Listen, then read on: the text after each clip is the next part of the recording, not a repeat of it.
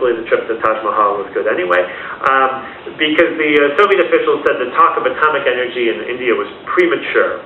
This did not stop Baba from flying to Moscow repeatedly after this, giving me the impression that his reason for doing this was that every time he went to Moscow, he hoped he could get a little more from the United States, even though he wasn't getting more from Moscow. Eventually, however, this did not pan out as he hoped. The Soviet card was trumped when Baba had no alternative offer, and accepted an American offer that's quite a surprising one, given Baba's interest in creating the Tarapur plant, which was to build self-reliance for energy.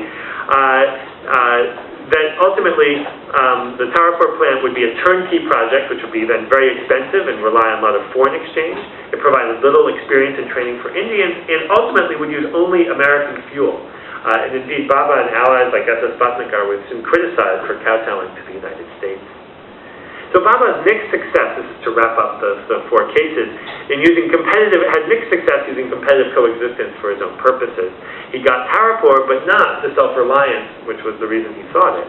It reveals, I think, also the double-edged nature of the Khrushchev quotation I used at the start.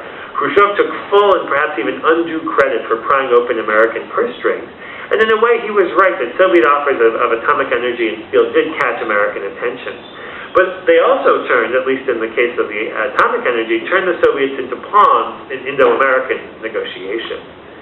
As for the Kolensky quotation about the calf suckling two cows, it's a much more complicated one than a single calf choosing between two cows. Ultimately, I think the metaphor fails. It was not a single calf choosing between the two of them or trying to suckle both. It was groups within each. It was Baba and Mihalanobis using the Soviet Union, or trying to use the Soviet Union and the United States to win domestic battles, or networks working across the different countries, like the international network of community development proponents who ultimately lost out to a similar international network of those hoping to use PL 480 to bring the free market to Indian food sales.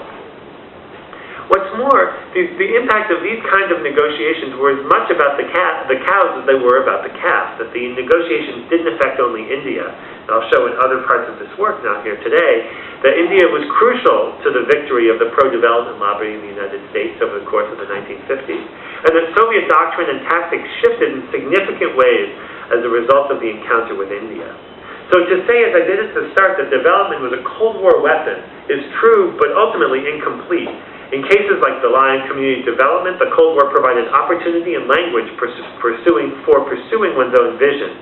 For Baba and Mihalanobis in particular, superpower conflicts provided opportunity pursuing this domestic vision, winning support of it. It's not just then that development was a Cold War weapon, but also that the Cold War could be a development weapon. Thank you.